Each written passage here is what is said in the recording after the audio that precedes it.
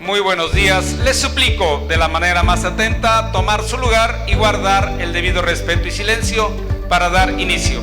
Convocamos a nuestros invitados de honor y autoridades académicas a ocupar su lugar en presidium.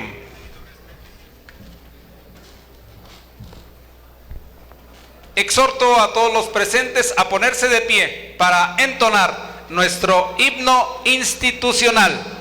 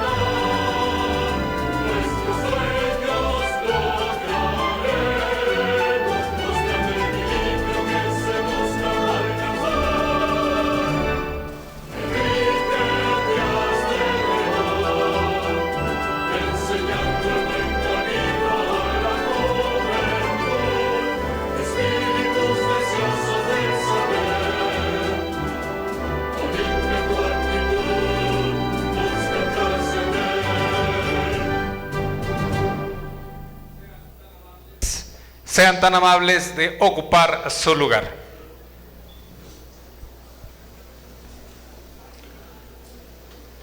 Una cosa no es justa, no porque sea ley, pero debe ser ley porque es justa. Montesquieu. En nombre de la Universidad Enrique Díaz de León, en el 55 aniversario de su fundación, les doy la más cordial bienvenida a la Cátedra Universitaria Maestro Enrique Díaz de León. Hoy con el tema Nuevos paradigmas en el derecho civil y familiar. Un honor la presencia en primera fila de la jefa de capacitación del Consejo de la Judicatura del Estado de Jalisco, maestra Adriana Rubio Fernández.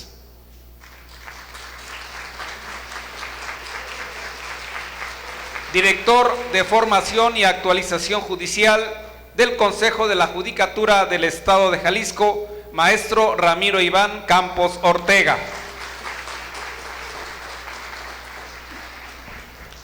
Con el merecido respeto presento a las personalidades que hoy nos acompañan en el Presidium. Coordinador académico de la licenciatura en Derecho, maestro Fernando Serrano Macías. Director de la licenciatura en Derecho, Ingeniería de Software y Posgrados, doctor Héctor Manuel Robles Ibarría. Invitado especial, magistrado de la Cuarta Sala del Supremo Tribunal de Justicia del Estado de Jalisco, doctor Francisco Castillo Rodríguez.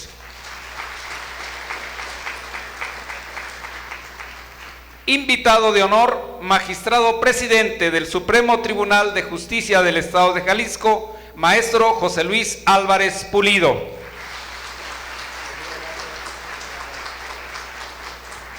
Preside este acto vicerrectora académica de la Universidad Enrique Díaz de León, doctora Janet Robles Morales. Un honor su presencia. Solicito al maestro Fernando Serrano tenga a bien compartir la justificación de la presente cátedra.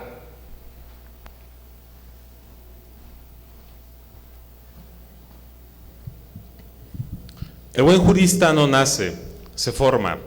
El estudio constante es su deber y la justicia su horizonte. Eduardo Couture. Magistrado presidente, maestro José Luis Álvarez Pulido, bienvenido a esta su casa de estudios. Es un honor que nos distinga con su presencia. Contar con su respaldo académico es de gran valor para la formación de esta gran comunidad estudiantil. Magistrado doctor Francisco Castillo Rodríguez, muchas gracias por acompañarnos y compartir un poco de esa pasión por la academia que durante tantos años de trayectoria lo ha caracterizado. Vicerrectora académica, doctora Janet Robles Morales, muy agradecido por su presencia.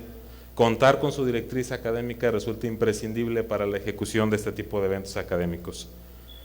Director de la licenciatura en Derecho e Ingeniería en Software, doctor Héctor Manuel Robles Ibarría, a usted como guía moral de esta honorable universidad, mi respeto, gratitud y admiración como siempre.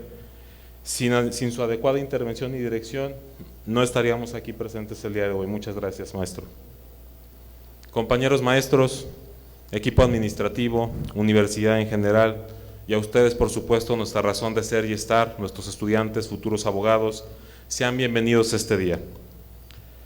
El día de hoy quiero compartir con ustedes una reflexión sobre un cambio que está transformando profundamente la formación y el ejercicio del derecho en México, la entrada en vigor del nuevo Código Nacional de Procedimientos Civiles y Familiares. Este nuevo ordenamiento jurídico, publicado en junio del ya pasado año 2023, busca unificar los procedimientos civiles y familiares en todo el país. Y no solo eso, también introduce una visión moderna de la justicia basada en principios como la oralidad, la inmediación y la digitalización de los procesos de impartición de justicia. Para ustedes, estudiantes de Derecho, futuros abogados, esto representa un reto y un compromiso, pero sin lugar a dudas también una gran oportunidad. Estamos hablando de una reforma que modifica de raíz la forma en que se litiga, se argumenta y se debate en los procesos civiles y familiares. Ya no basta con dominar la redacción, ahora se requiere hablar con claridad y fluidez, argumentar de manera oral ante el juez, reaccionar en tiempo real y comprender el desarrollo de audiencias. Todo esto debe empezar a aprenderse en esta su universidad. Además, con un solo código aplicable a todo el país, desaparece la confusión que antes existía entre los distintos códigos procedimentales a nivel estatal.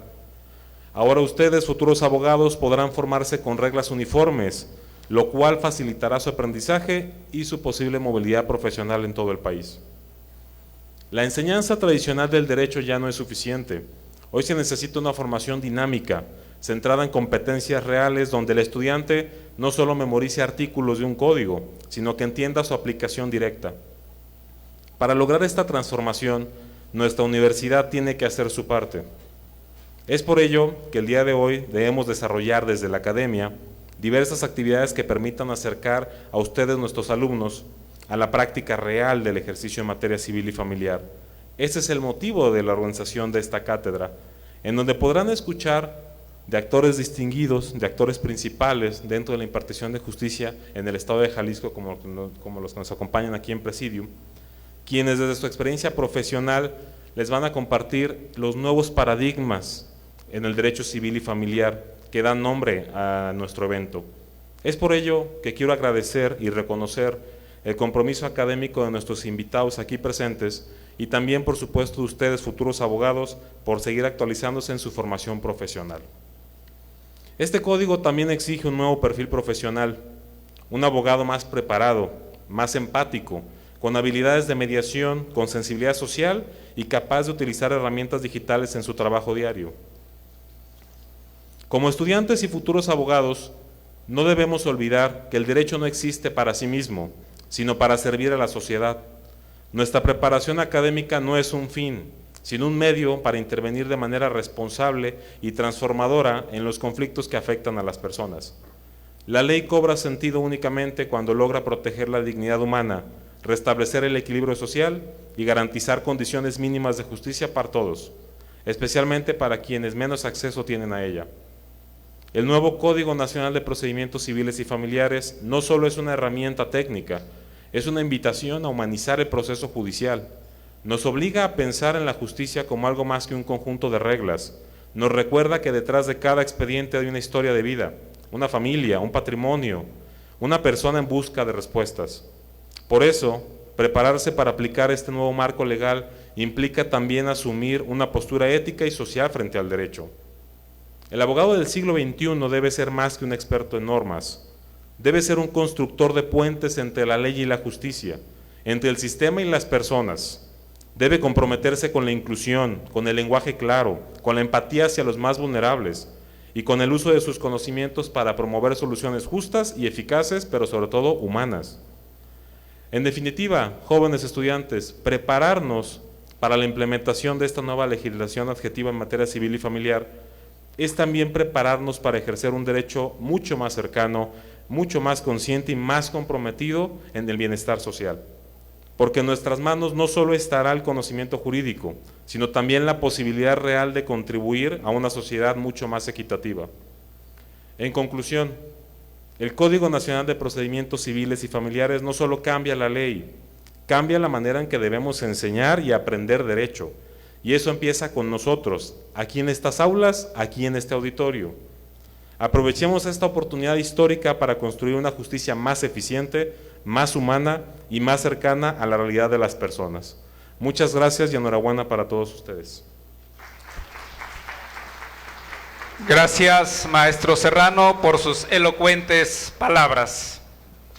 Un honor recibir en micrófono al magistrado presidente del Supremo Tribunal de Justicia del Estado de Jalisco, maestro José Luis Álvarez Pulido, quien realizará la declaratoria inaugural de la Cátedra Universitaria Maestro Enrique Díaz de León.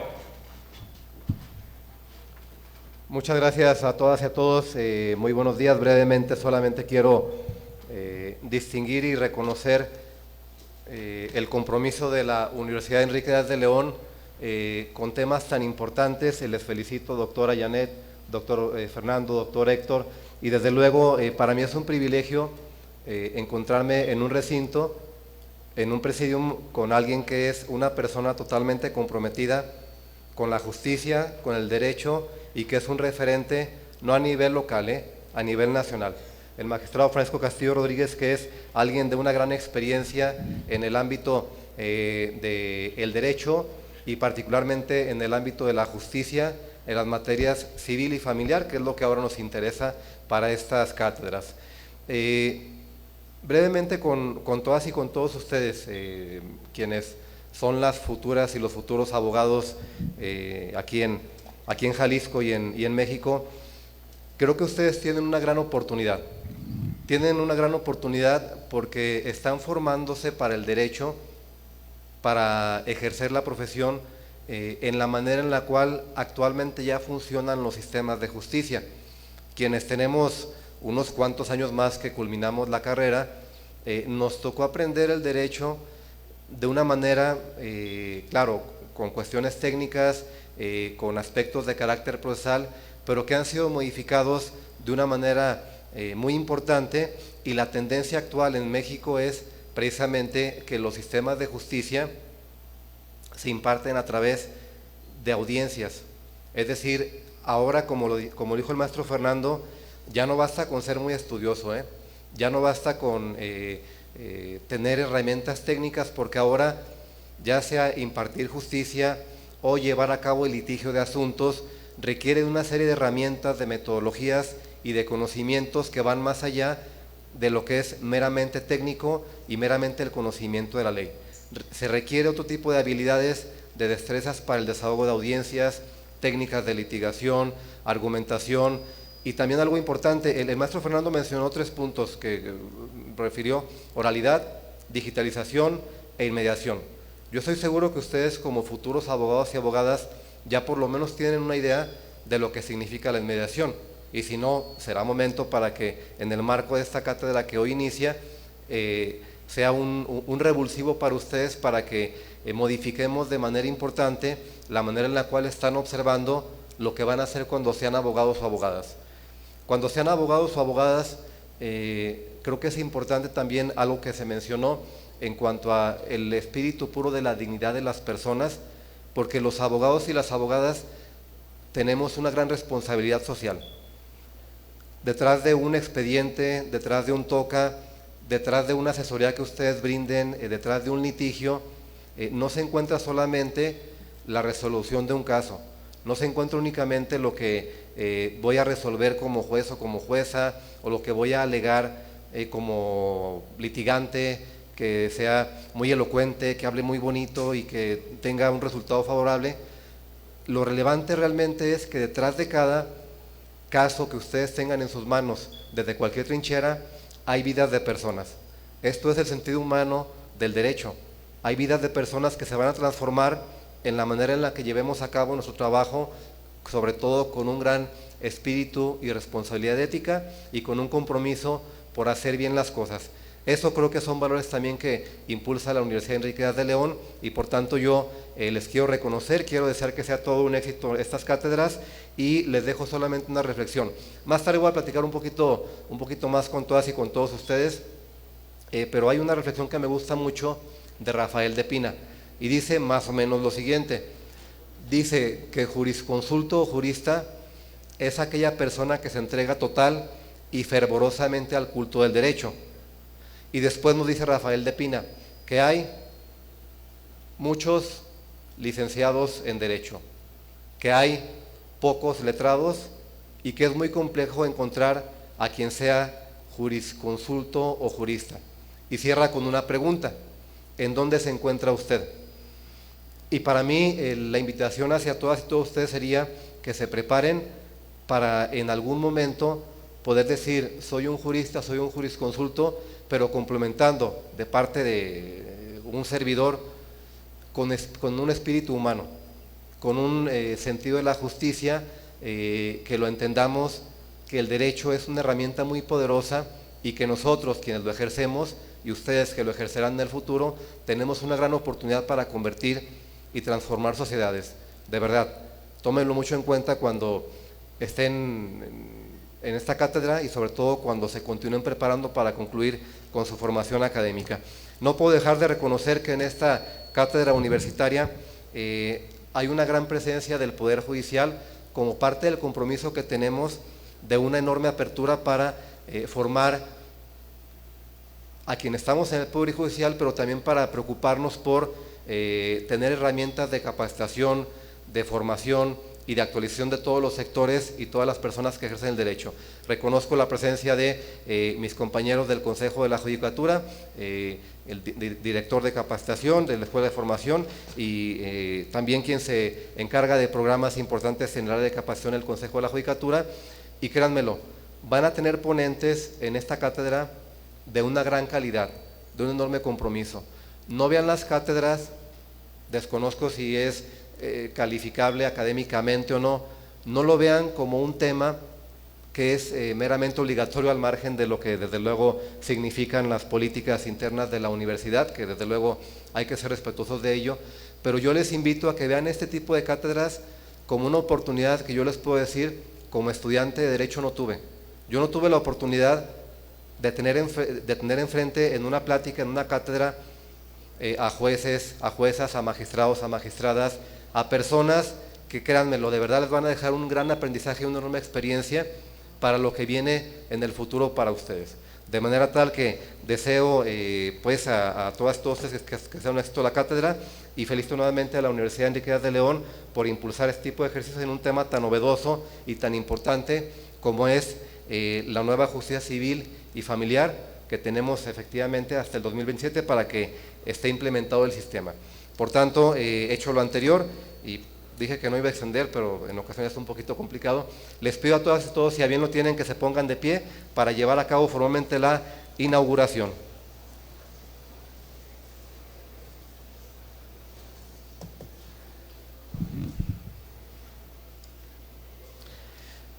Muy bien, como declaratoria inaugural y con el privilegio que se me concede para tal efecto, siendo las 8:34 del día jueves 5 de junio del año 2025, me permito declarar formalmente inaugurados los trabajos de la cátedra universitaria denominada Nuevos Paradigmas en el Derecho Civil y Familiar, orientada para las y los alumnos de la carrera en Derecho de la Universidad Enrique Díaz de León. Les deseo mucho éxito para las y los organizadores, así como a los alumnos, con mi mayor deseo de que las conferencias y las ponencias nutran el saber colectivo. Enhorabuena y que sea todo un éxito. Esa ovación enorme, inaugurada ya esta cátedra. Igualmente les invito a ocupar sus lugares y solicito a las personalidades del Presidium tengan la amabilidad de incorporarse en sala de ajustes y posteriormente integrarse en primera fila para atender la ponencia de nuestro primer expositor.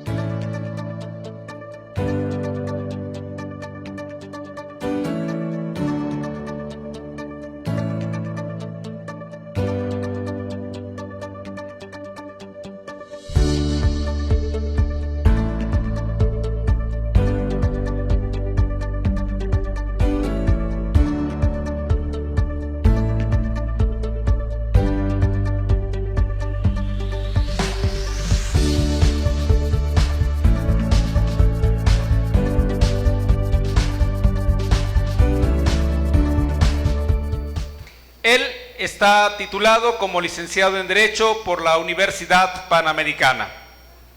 La misma Casa de Estudios le reconoce la maestría en Derecho Público. La Benemérita Universidad de Oaxaca y el Senado de la República lo avalan con la maestría en Derecho Parlamentario. Doctorante en Derecho en el Instituto Internacional Derecho y el Estado. Importante conocer sus participaciones y crecimiento en el ámbito del derecho. En el pasado, fungió como abogado en el Ayuntamiento de Guadalajara. En la Sociedad del Estado de Jalisco, tuvo responsabilidades como coordinador jurídico, director de convenios y contratos, director general de estudios legislativos y acuerdos gubernamentales. Fue director general jurídico en el Ayuntamiento de San Pedro Tlaquepaque. En el Congreso del Estado de Jalisco se desempeñó como director de investigación jurídica y legislativa. A partir del año 2016 es nombrado magistrado del Supremo Tribunal de Justicia del Estado de Jalisco y en el 2023 fue ratificado en el cargo por el Congreso del Estado. En su interés por compartir sus conocimientos y experiencia profesional, forma parte de la planta docente de la Escuela Judicial del Supremo Tribunal de Justicia. Y con el tema responsabilidad parental, recibimos al magistrado de la Cuarta Sala del Supremo Tribunal de Justicia del Estado de Jalisco, maestro Francisco Castillo Rodríguez. Sea usted bienvenido. Esa ovación para recibirlo.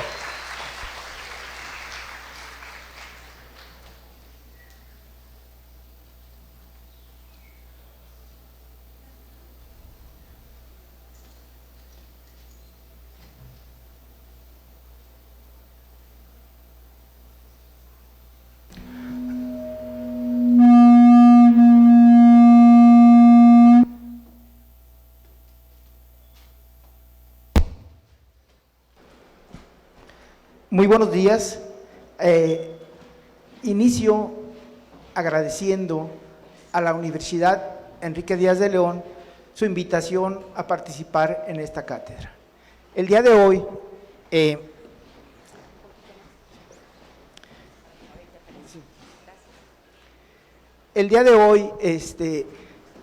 haré una disertación sobre el nuevo criterio que la Suprema Corte ha tomado respecto a la responsabilidad parental.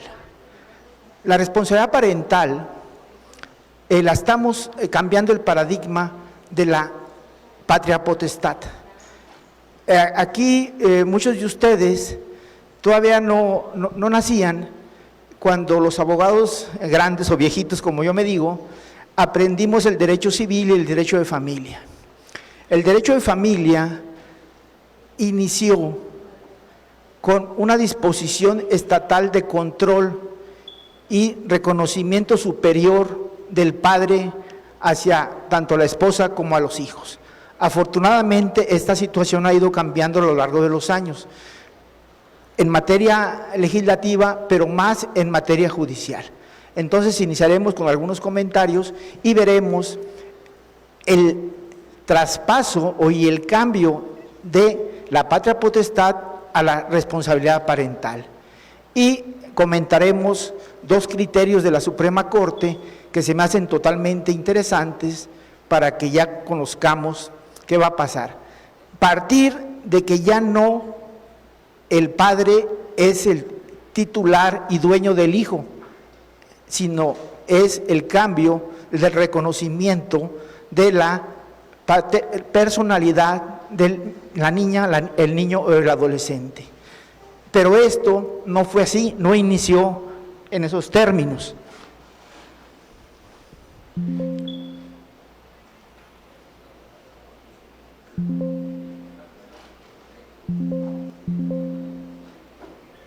Perdone, problemas técnicos.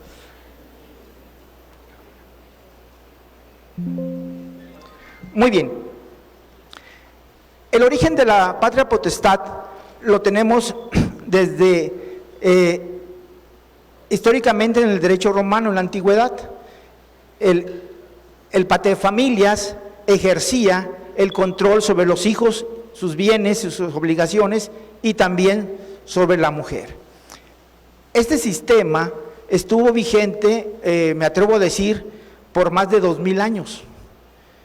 Y empezaron los reconocimientos de que los niñas y adolescentes tenían derechos diversos respecto con la relación con sus padres.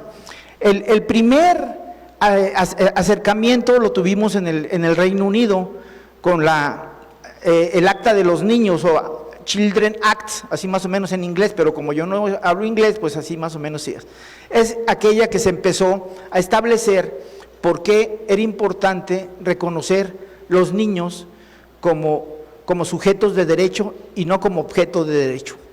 Entonces, esa tendencia fue a mediados de los 70s, 80s en el Reino Unido, y ahí pasó al sistema alemán, al sistema europeo, y en Latinoamérica inició en Argentina y en Colombia. En Estados Unidos también hubo un cambio de ley respecto al reconocimiento ya del menor. Y si digo menor me ponen tache, porque no debo decir menor, debo decir niña, niño o adolescente. Pero la costumbre de los que aprendimos el Código Civil en esos términos. Entonces, esta tendencia de reconocer a los hijos de manera distinta a la concepción, le podemos llamar clásica, inició pues en estos países que en algunos les dicen países civilizados, pero bueno, todos estamos civilizados, ¿no? En México, el Código Civil del siglo XIX, el Código Civil del 36 y el Código Civil el nacional es del 28, el de Jalisco del 36, y el Código de 95 vigente, que es el que ustedes están aprendiendo, sigue hablando de patria potestad y establece el control en las decisiones de las niñas, niños y adolescentes a través de sus padres, y en particular del padre varón. México firmó el convenio de reconocimiento de los derechos de la infancia, y por tal motivo generó una reforma constitucional que incluye los derechos de los niños y niñas adolescentes en el artículo 4 constitucional. Y como consecuencia de esta reforma, en 2014 se expidió la Ley General de Niñas, Niños y Adolescentes de México. Y ahí se establecieron nuevos derechos, nuevos reconocimientos. ¿Y en qué consiste la famosa responsabilidad parental? Para hablar me imagino que tienen la pantalla, ¿verdad? Se ven todos. Muy bien. Para hablar de responsabilidad parental debe abordarse el origen del derecho internacional. O sea, a México nos llevó de otras latitudes. Y como dice la UNICEF, por ello es necesario precisar que la crianza de niñas, niños y adolescentes debe estar basada en la razón, la sensibilidad, el amor, la igualdad, la tolerancia y el respeto. Como ven, estas nuevas frases, primero la razón, la igualdad, la tolerancia y el respeto, creo que a los que somos de otras generaciones no nos tocó eso en nuestras familias, sino simplemente nos tocó lo que decía mamá o lo que decía papá, y punto. No se discutía. Entonces, este nuevo paradigma es el inicio, ¿no? Los profesores Espejo y Delgado mencionan que la responsabilidad parental es el conjunto amplio de derechos y deberes orientados hacia la promoción o salvaguarda del bienestar del niño o niña, los que incluyen cuidado, protección y educación, mantenimiento de las relaciones personales, determinación de la residencia, administración de la propiedad y representación legal. Si viéramos, pareciera que es lo mismo que la patria potestad, pero no. La diferencia es el reconocimiento de sus derechos como niña, niño o adolescente. De modo más simple, la responsabilidad parental es aquellos derechos, deberes, poder, responsabilidades y autoridad que por ley tiene la madre y el padre, o en determinado caso un tercero, en relación al niño o niña y sus bienes. Entonces, en eso consiste, pero partiendo del respeto y el reconocimiento a la dignidad humana del niño, niña y adolescente. ¿Qué comprende la responsabilidad parental? La crianza de los hijos. A diferencia de las obligaciones legales, no tiene una consecución estricta e inmutable. En cambio, se ve fuertemente influenciada por el estilo de crianza, ya que los padres están dispuestos a proporcionar y que puede o no tener un efecto negativo en los menores. Yo pregunto, siempre han dicho los padres que se vaya a trabajar para que aprenda a trabajar y cómo se gana el dinero, ¿no? Lo han oído muchas veces, ¿no? Pues hay que tener cuidado con eso, porque el niño de 8, 10 años, o la niña, en vez de estar ayudando en el negocio familiar, en el tianguis, en la casa, cuidando hermanitos, eso no es su responsabilidad del niño, pero lo dicen para que nos ayude. Entonces tenemos que partir de ahí. Son ejemplos tan simples, cotidianos, de todos los días, que nos damos cuenta cómo tratamos a las niñas, niños y adolescentes, que es de manera, con todo respeto a mi abuela, a mi madre, a mis tías y a todos, lo hacían mal, pero bueno, así era.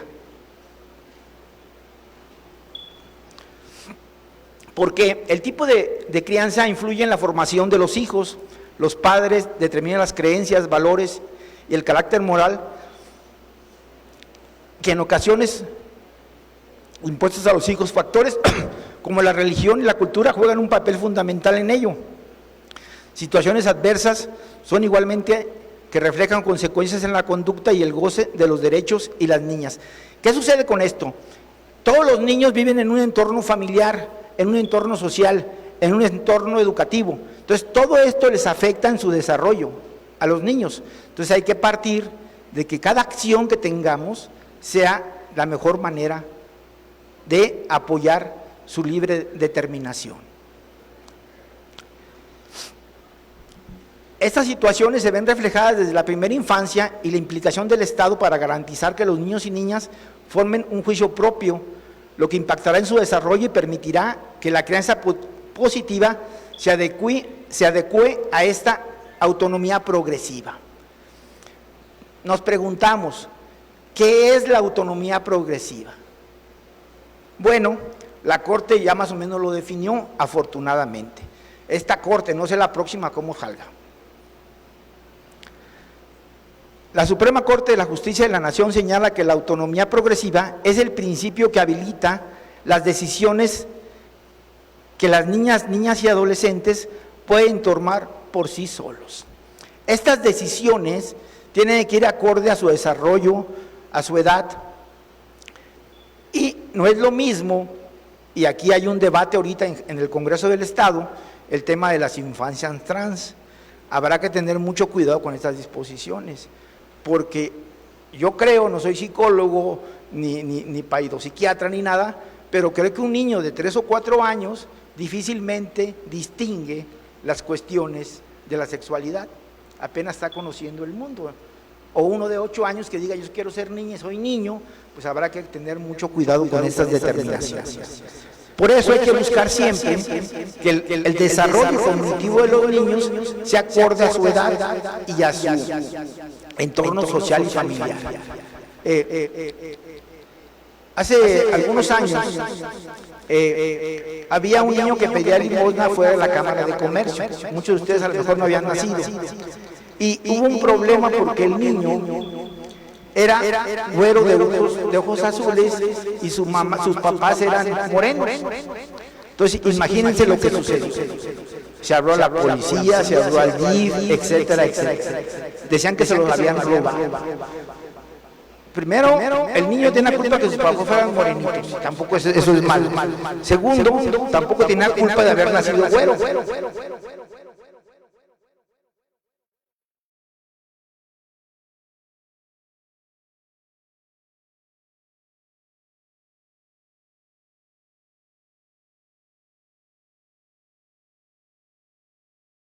En el kinder o no habían nacido. Entonces hay que tomar determinaciones de este tipo y cuidar. Y de entrada, los grupos conservadores, pues quítenselo, déselo al DIF para que él lo cuide. Pues sí, pero ¿cuál es la razón? Entonces hay que tener mucho cuidado con estas determinaciones.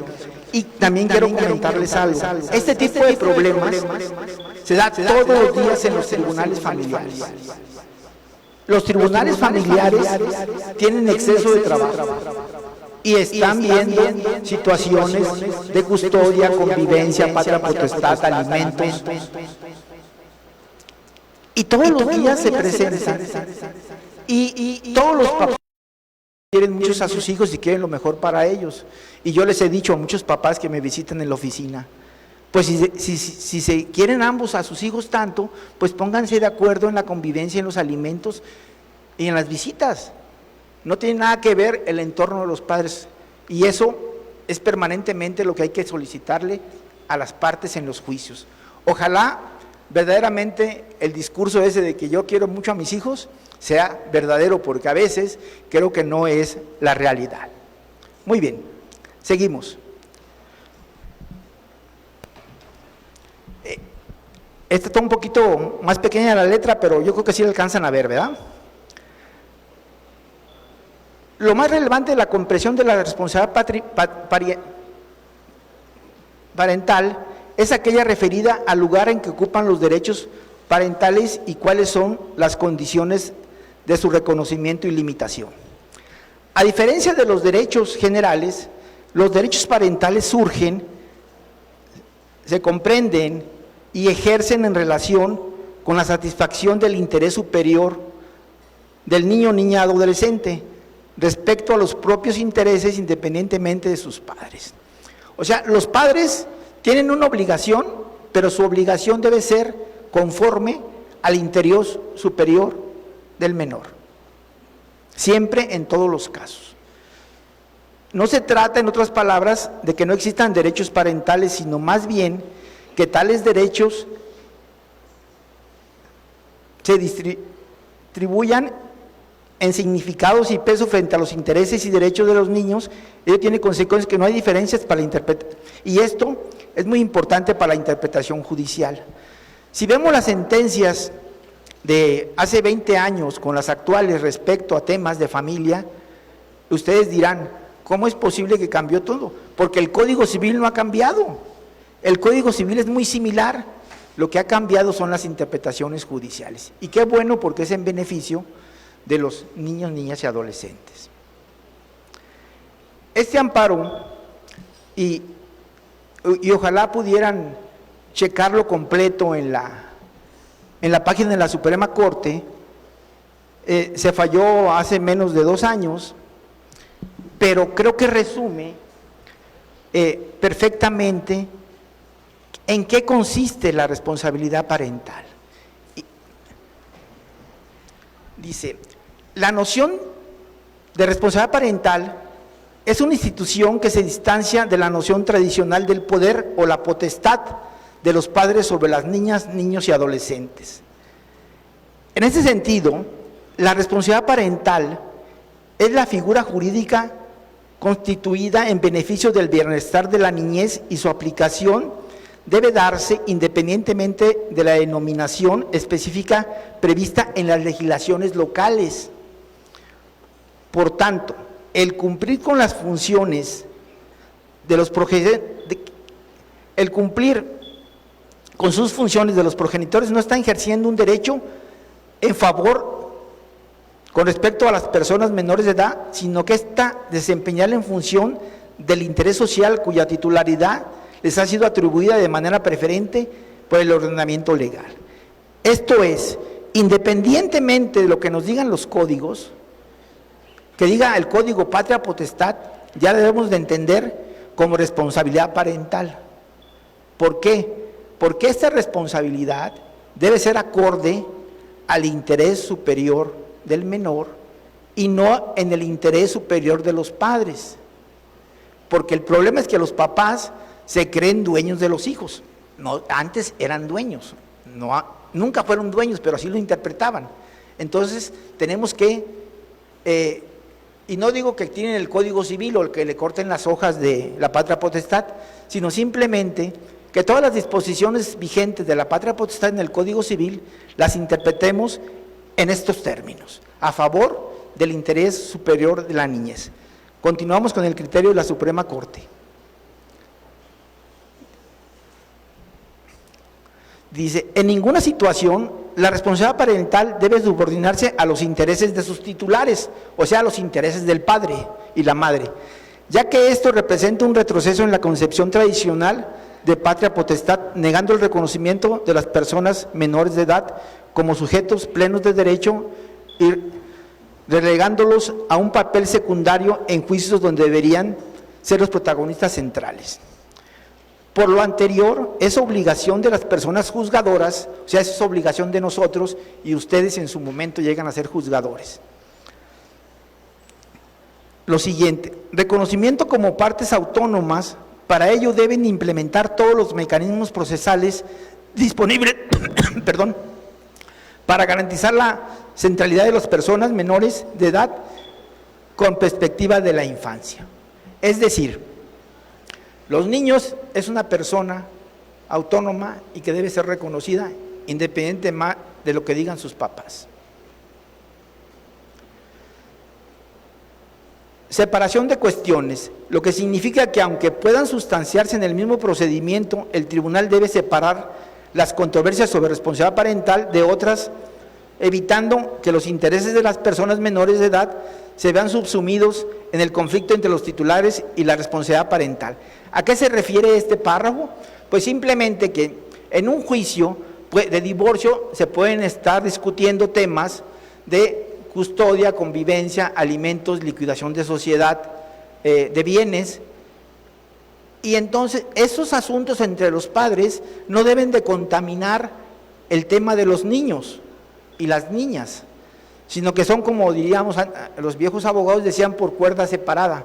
Cuerda separada es tener dos expedientes similares, pero separados, ¿no? Pero no, lo que se debe ver es que una cosa es el tema de los niños y otra cosa es el tema de los adultos. En eso se resume esta orden de la Suprema Corte respecto a cómo resolver los temas de la niñez en los tribunales. Por eso les comento que hay muchísimos procedimientos familiares y luego los papás que les encanta hacerle caso a los abogados, y no critico a los abogados litigantes, pero sí, ojalá tuvieran un poquito más de sensibilidad humana respecto a los problemas. ¿Por qué? Porque ellos saben que pueden alargar los juicios promoviendo amparos contra todos los autos que declare el juez familiar, pueden pedir nulidad de notificaciones, pueden alargarlos. ¿Por qué? Porque muchos ganan por una mensualidad, entonces pues es entendible su trabajo, pero no, deben también, el abogado también tiene que ser leal con el procedimiento, no solamente pedírselo a los tribunales.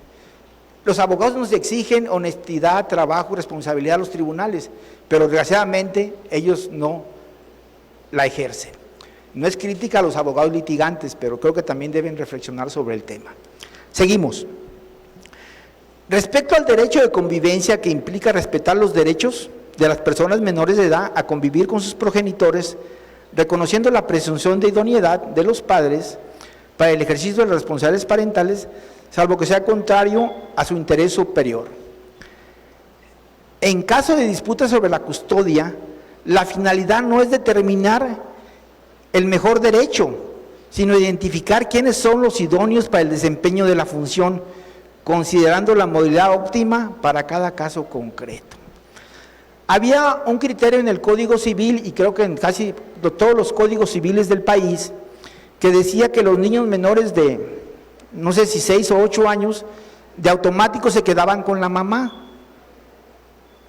Por ahí búsquenlos en algún código de algún estado, por ahí debe estar esa disposición todavía vigente. No recuerdo si en Jalisco lo tenemos expreso. ¿Qué sucedió con esta disposición?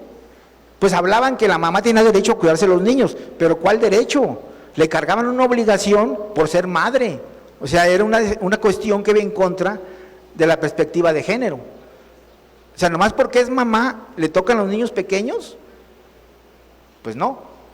Pero ahora hay que revisar cada caso en particular. Luego, ¿a quién en un divorcio la mamá regularmente, y lo digo con respeto a las señoras, piden el doble de los alimentos que requieren? O sea, eso es como una técnica de litigio, no lo sé. Pero hay hombres que sí tienen suficiente dinero para esas cargas, pero otros que no. A mí me tocó una sentencia hace un tiempo donde el señor estaba comprobado que ganaba 10,000 pesos, no tenía otro ingreso, y la señora requería 15,000 pesos de alimentos del señor, porque ella decía que el niño gastaba 30,000. Pues no es imposible sacarle sangre a las piedras. Entonces, en los litigios también hay que ser sensibles.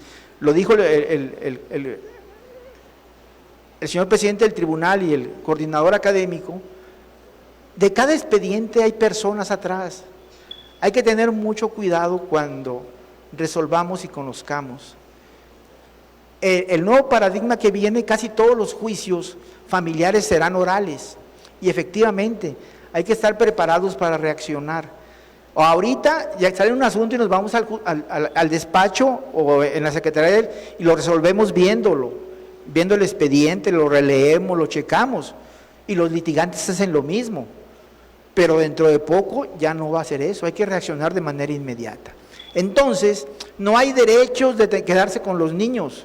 El niño se debe de quedar con el que represente mejor opción para su desarrollo. ¿Sí? Luego, en los pleitos de custodia y convivencia, cuando le toca al papá el niño, los fines de semana, pues ¿qué hace? No convive con él, se lo lleva a la abuelita o a la tía, cuando mucho lo lleva a las hamburguesas, y él se va al fútbol, se va con los amigos. Entonces esa no es convivencia. Y debemos de llegar, y esa es la conclusión que llegaré, espero yo, a que la convivencia y el acuerdo sobre los niños sea consensado por ambos padres. En España existe una figura, así como los estudiantes tienen el cuaderno de tareas, es el cuaderno de responsabilidades parentales. Los niños, lo que se busca es que una semana vivan con el padre y una semana con la mamá, pero que en esta bitácora se establezca, independientemente de las cuestiones escolares, si el niño va a deportes en la tarde, va a danza, a música, tiene cita con el dentista, tiene que ir a la primera comunión. Todo eso le toca a todos los padres. No sé si a ustedes les tocó, cuando estaban en la primaria, que regularmente las que nunca faltaban a los festivales eran las mamás. Si no fue así, que bueno, los felicito, pero en mi caso, nomás iba mi mamá al festival. Entonces, este tipo de responsabilidades de crianza deben ser compartidas.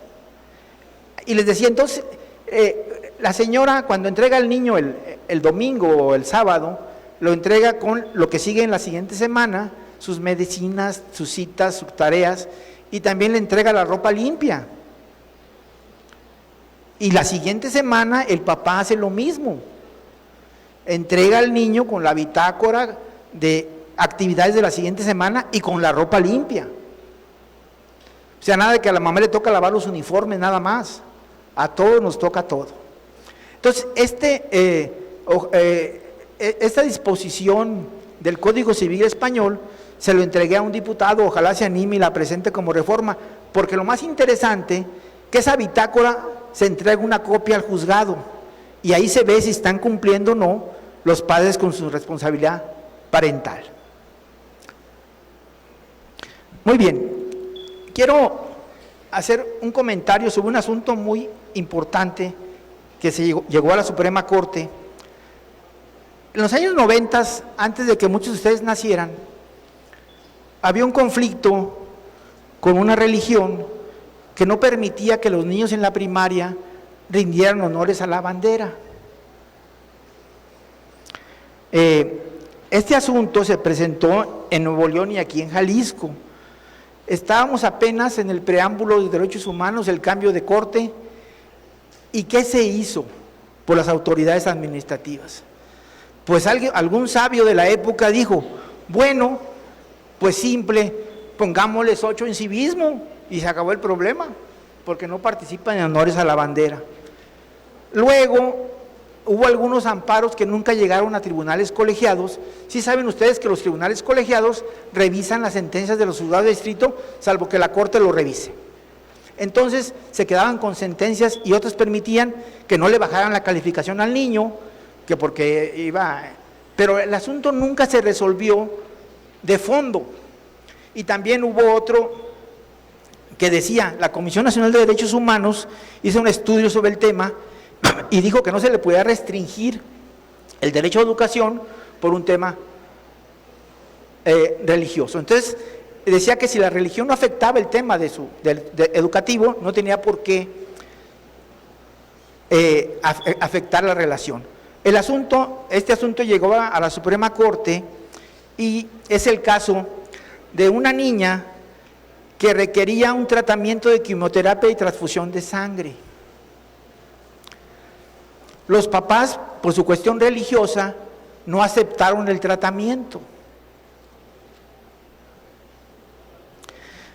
Afortunadamente, creo que el procurador de los niños de Chihuahua, o no sé si el director del hospital, no recuerdo quién de los dos, acudieron al juez de distrito y pidieron la sustitución del consentimiento de una responsabilidad parental. Entonces, ¿qué dijo la Suprema Corte respecto a aquellos padres que en el cumplimiento de su responsabilidad parental alegan cuestiones religiosas? Lo pueden leer, pero este sí lo vamos a leer, ¿no? Al resolver, la primera sala consideró que si bien los padres tienen derecho de tomar decisiones libres sobre sus hijos, tanto en el campo de la salud como en el ámbito religioso, este derecho tiene como límite no poner en riesgo la salud y la vida de sus hijos. La sala explicó que se pone en riesgo la vida de un niño cuando los padres, privilegiando sus creencias religiosas, se rehúsan a seguir con un tratamiento que ha sido acreditado por la comunidad médica como un procedimiento más efectivo para tratar la determinada condición letal. Es decir, aquel que no presenta una disputa científica sustancial sobre su eficacia y confiabilidad. Entonces, ¿qué sucedió? Pues los tribunales constitucionales autorizaron que sean los tratamientos en beneficio de la menor, ya ven, me equivoqué, de la niña. Entonces, es importante que los tribunales estén cuidando siempre el interés superior del niño, como es una obligación convencional y constitucional. En este caso, se resolvió que debía sustituirse la voluntad de los padres de la menor, pues el tratamiento indicado por la ciencia médica consiste precisamente en que la realización de quimioterapias acompañadas de transfusiones sanguíneas, por lo que a juicio de la sala debe autorizarse el tratamiento indicado por el personal médico, pues solamente a través de esa intervención se podrá proteger la vida del menor.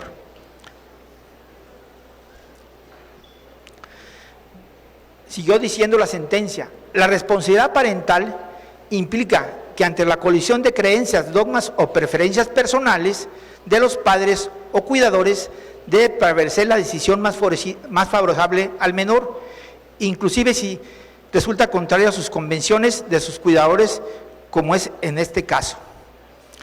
El de la vida del menor se encontró en riesgo. Tal como se ha desarrollado, la responsabilidad parental es un papel que juegan no solo los padres, sino se extiende a los miembros de la familia y a cualquier persona responsable del cuidado que nos lleve en el ámbito familiar. Quiero, a manera de conclusión, establecer la siguiente información.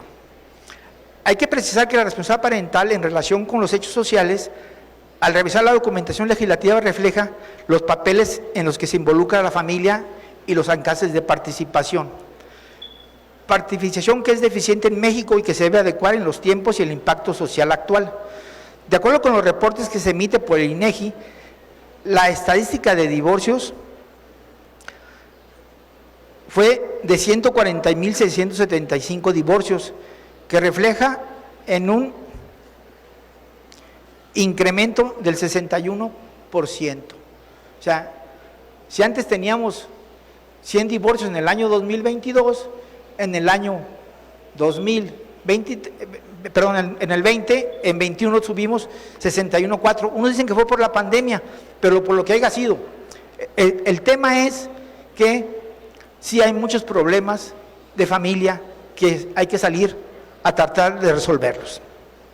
Esto también repercute en la infancia, ya que no estamos hablando de una crianza positiva en la que ambos padres se pongan de acuerdo, sino que a través de un procedimiento parental, la crianza combinada será parte de la comunicación que se involucró a ambos padres y el Estado tendrá que diseñar políticas públicas para integrar y adecuar esa atmósfera del desarrollo integral que formará parte el individuo. O sea, seguir cuidando a los niños. Esta es la bibliografía y muchas gracias por su atención y si hay alguna duda o un comentario, con todo gusto.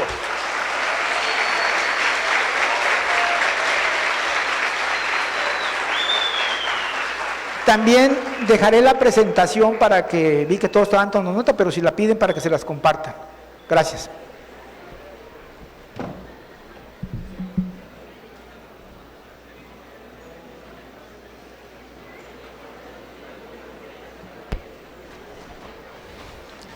Vamos a abrir una breve sesión de preguntas y respuestas. Mis compañeros de protocolo están ahí con el micrófono para hacérselos llegar y que ustedes hagan la interrogante a nuestro distinguido expositor.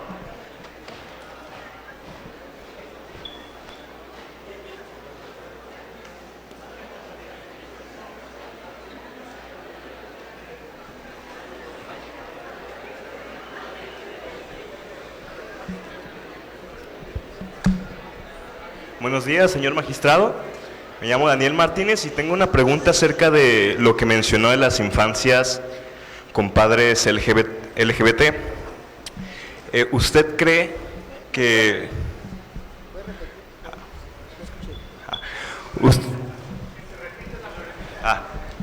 Bueno, mi pregunta es acerca de lo que mencionó de los niños con padres de la comunidad LGBTB. ¿Usted cree que les tiene que decir a los niños que sus padres pertenecen a esa comunidad a pesar de que su capacidad cognitiva no dé para eso todavía? O sea, me refiero a que les mencionen que no es lo recurrente en la comunidad. Yo creo que no porque los padres sean de la comunidad, sus hijos deben ser igualmente así. Yo parto de esa premisa. Creo que la decisión de pertenecer a ese grupo es una decisión personal y consciente y tomada con información y con una decisión definitiva, ¿no? Una cosa es que tengas esa intención y que lo decías tú, y otra que te la induzcan. Ese es el problema. O sea, insisto, no porque los padres sean de esa comunidad, los hijos tienen que ser de esa comunidad. Muchas gracias.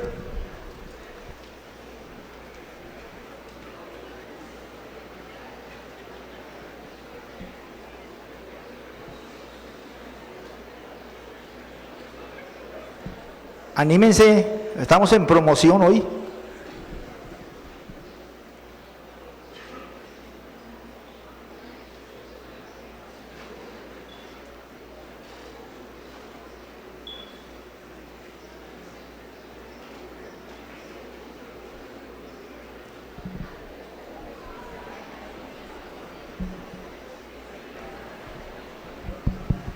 Buenos días, señor magistrado Francisco.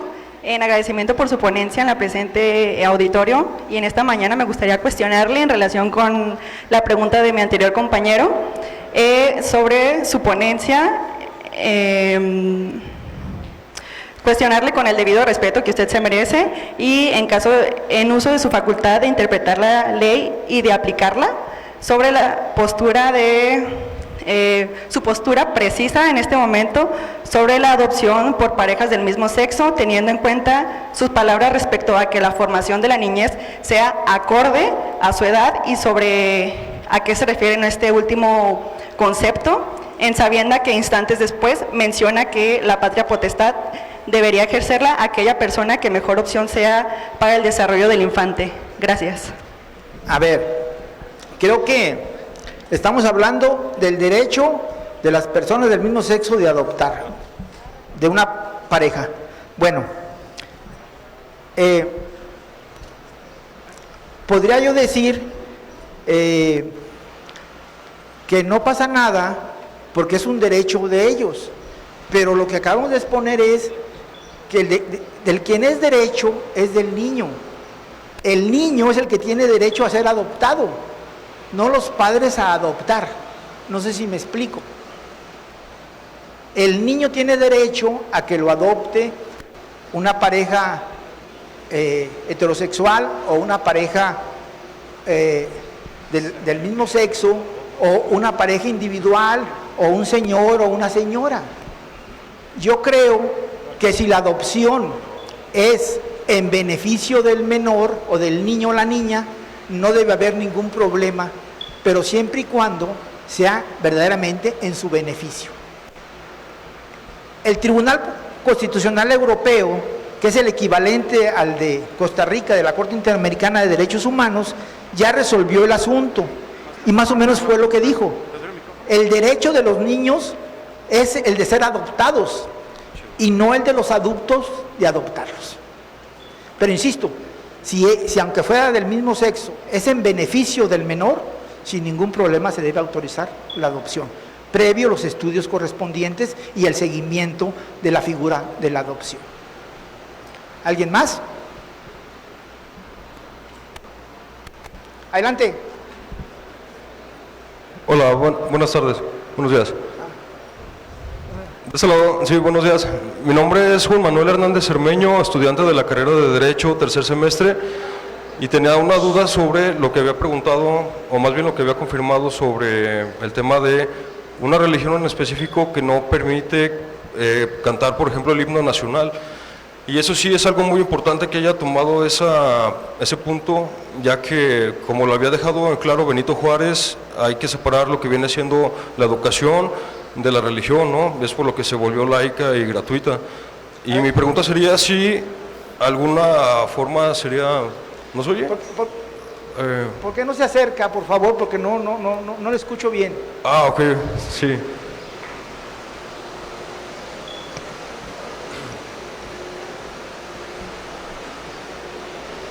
Sí, mi pregunta sería si hay algún tipo de amparo en el que se pudieran proteger, no sé, tengo entendido que era la religión de los testigos de Jehová, ¿no?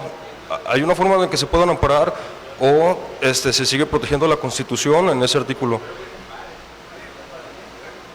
Ah, se lo planteo de nuevo, sí, bueno. Era sobre lo que usted nos estaba comentando de una religión en específico que no permite que se cante el himno nacional, pues ahí aclaró un buen punto, ya que el presidente Benito Juárez separó lo que viene siendo la educación de la religión. ¿Hay en este nuevo código de procedimientos algo que sea inconstitucional en cuanto a ese artículo? No. El problema no es la religión o el derecho a profesarla. El problema es que el ejercicio del derecho religioso vulnere derechos humanos. Si en el ejemplo que pusimos, que el niño necesitaba urgentemente un tratamiento especial para no morir, y por la cuestión religiosa los padres no lo permitían, estábamos entre la ponderación de derechos. ¿Qué es más importante? ¿El derecho humano a la libertad religiosa o el derecho humano a la vida? La respuesta de la Suprema Corte fue muy clara. Es primordial defender la vida que el derecho a una creencia religiosa. Y efectivamente el presidente Juárez, con facultades extraordinarias que él se dio, expedió la ley de separación de cultos en 1860. Posteriormente, en el 74 se pusieron en la Constitución y en el 17 se estableció la supremacía del Estado sobre las iglesias. Y en 92 ya quedó más claro el tema de los derechos religiosos. Esa es la historia del tema religioso, y si alguna vez me invitan al tema, con mucho gusto también lo platicamos. Creo que aquí la compañera tenía una pregunta.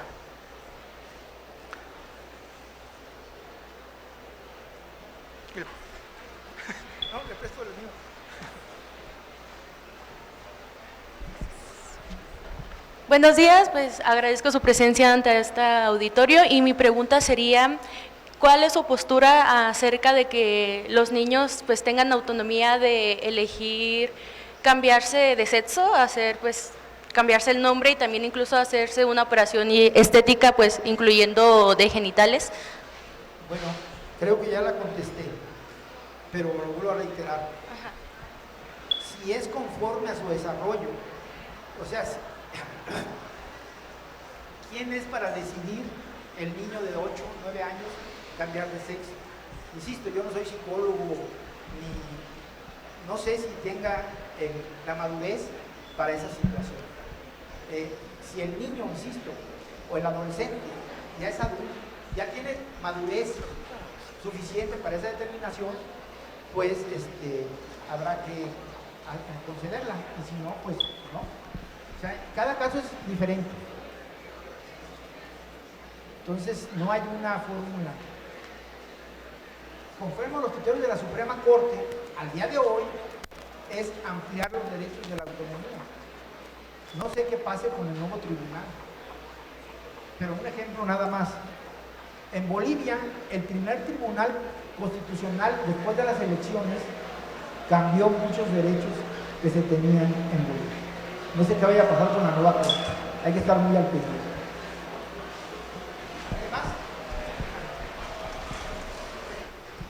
Buen día, mi pregunta es, ¿qué criterios se toman en cuenta al momento de determinar qué padre es quien tiene la autoridad de cuidar al menor? El criterio primordial es aquel padre que le haga mejor al niño. El que esté al pendiente de él, de su educación, de su salud, de su higiene. Ese es el padre que debe de ganar la custodia. Pero como lo comenté, ojalá la custodia siempre fuera compartida, porque así ambos padres saben qué es criar un niño y no cargarle todo a la mamá o todo al papá. Entonces siempre el que le dé mejor respuesta al menor es al que se le da la custodia. Pero, y sugiéranlo en sus estudios y sus opiniones, vamos por la custodia compartida.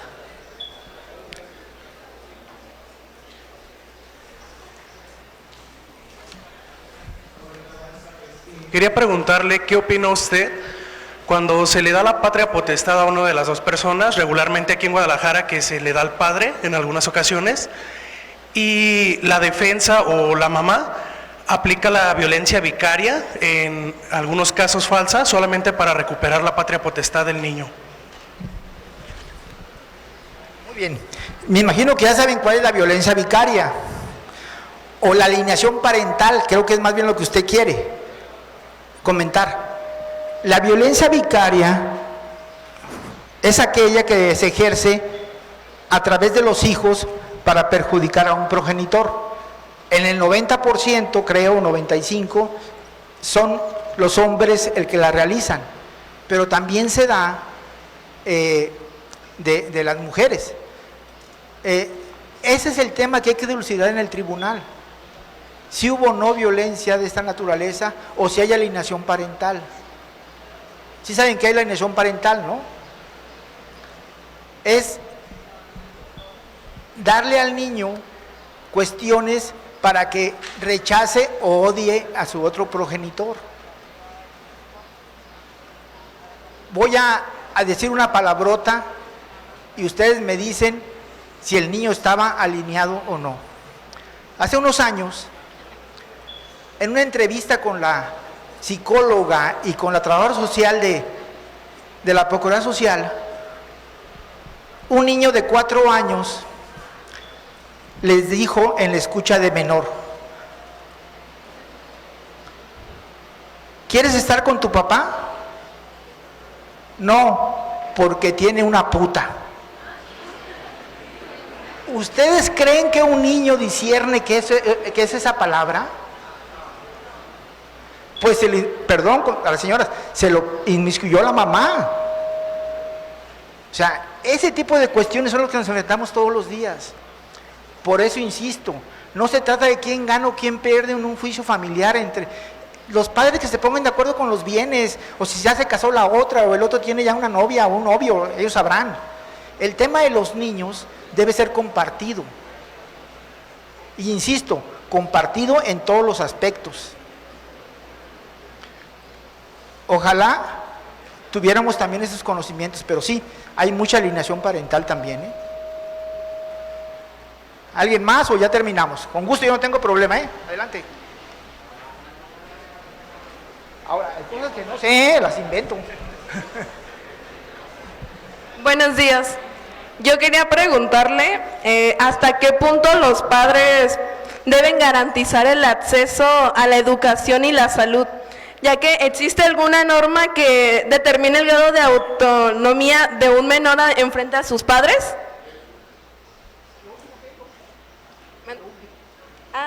¿La última pregunta?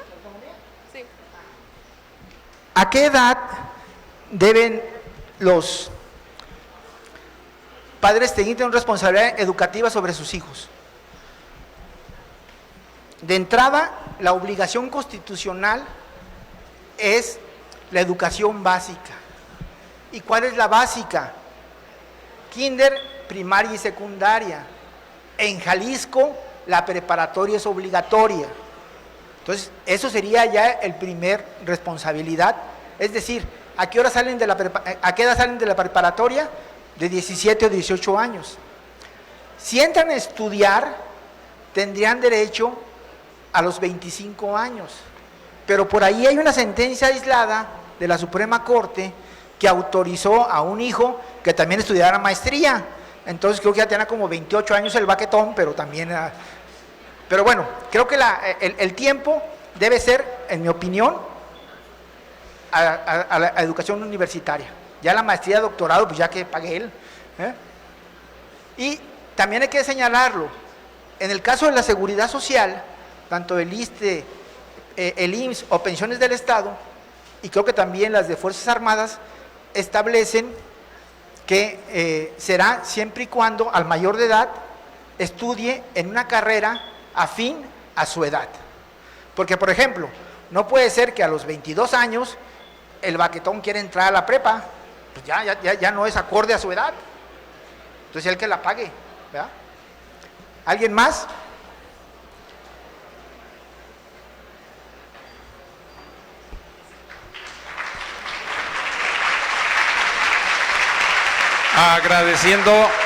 Agradeciendo a nuestro distinguido auditorio las preguntas a nuestro ponente, voy a permitirme solicitar al maestro Álvaro Zuno Vázquez para que nos haga el honor de reconocer la importante ponencia del magistrado Francisco Castillo Rodríguez.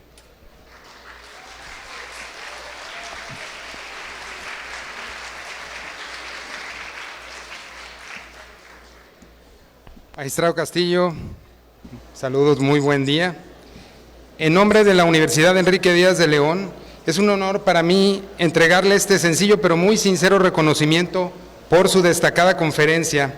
Su presentación sobre la responsabilidad parental fue verdaderamente interesante y nos brindó valiosas perspectivas y nuevos conocimientos. Su dedicación y experiencia en el campo del derecho son más que evidentes, magistrado. Queremos agradecerle por su tiempo, esfuerzo y compromiso con la excelencia académica que la universidad brinda a nuestros alumnos. Esperemos que siga compartiendo sus conocimientos y experiencias con nosotros en el futuro. Por favor, acepte este reconocimiento como un gesto de nuestra admiración, agradecimiento y aprecio por su trabajo. Muchas gracias y muchas felicidades, magistrado. Esa ovación al distinguido magistrado. Y vamos a solicitar la presencia también de nuestra distinguida alumna, Estefanía Tejeda Toro, para que le haga entrega al magistrado de un presente.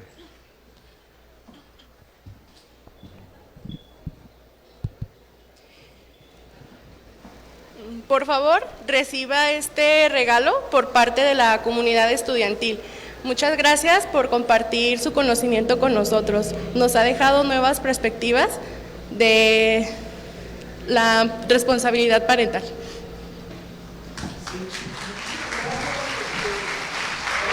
Reconocimiento y agradezco a la comunidad educativa, y si me vuelven a invitar, pues vuelvo a venir. Muchas gracias y que tengan buen día. Muy amables. Vamos a proceder a la toma de la fotografía para que quede evidencia de la visita del distinguido magistrado a nuestra Universidad Enrique Díaz de León, a la licenciatura en Derecho. Nuestros compañeros de comunicación, prestos para tomar la fotografía correspondiente de la visita del distinguido magistrado Francisco Castillo Rodríguez a esta cátedra universitaria, maestro Enrique Díaz de León. En este momento se toma la fotografía para que quede constancia de este día de su conferencia. Y desde luego lo despedimos con esa fuerte ovación, esas palmas generosas de todos ustedes.